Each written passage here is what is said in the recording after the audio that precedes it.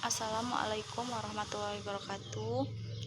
Saya Novita Sari dengan NIM 1062200055 kelas 3A Hukum Tata Negara.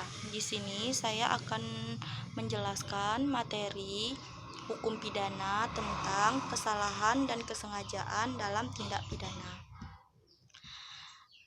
Kesalahan dalam hukum pidana dikenal asas yang paling fundamental, yakni asas tiada tindak pidana tanpa kesalahan, yang dikenal dengan Keinstrafe on Schuld atau Genstraf zonder Schuld atau nulla poena sin culpa. Artinya seorang yang diakui sebagai subjek hukum harus mempunyai kesalahan untuk dapat dipidana. Pengertian kesalahan menurut Desimon dikatakan bahwa kesalahan adalah keadaan psikis pelaku dan hubungannya dengan perbuatan yang dilakukan yang sedemikian rupa, sehingga berdasarkan keadaan psikis tersebut, pelaku dapat dicela atas perbuatannya.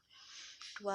Kesengajaan atau dolus. Kesengajaan yaitu menghendaki dan menginsafi terjadinya suatu tindak pidana beserta akibatnya. Dalam pengertian ini disebutkan bahwa kesengajaan diartikan sebagai menghendaki dan menginsafi, artinya seorang yang melakukan suatu tindak pidana dengan sengaja harus menghendaki serta menginsafi tindakan tersebut atau akibatnya. Dapat dikatakan bahwa kesengajaan berarti kehendak atau keinginan untuk melaksanakan suatu tindak yang didorong oleh pemenuhan nafsu.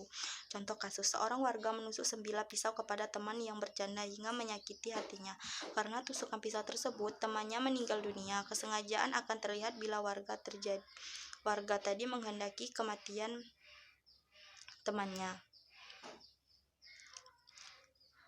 Meyakinkan bersalah melakukan tindakan pidana pembunuhan, akan tetapi terdakwa tidak diminta pertanggungjawaban pidana. Majelis hakim melepaskan terdakwa dari segala perbuatan hukum dan memerintahkan kepada penuntut umum untuk menempatkan terdakwa di Rumah Sakit Jiwa Provinsi Jawa Barat untuk menjalani perawatan selama 3 bulan. Maka dapat dipahami bahwa Pupin Sanusi hanya dijatuhi sanksi tindakan.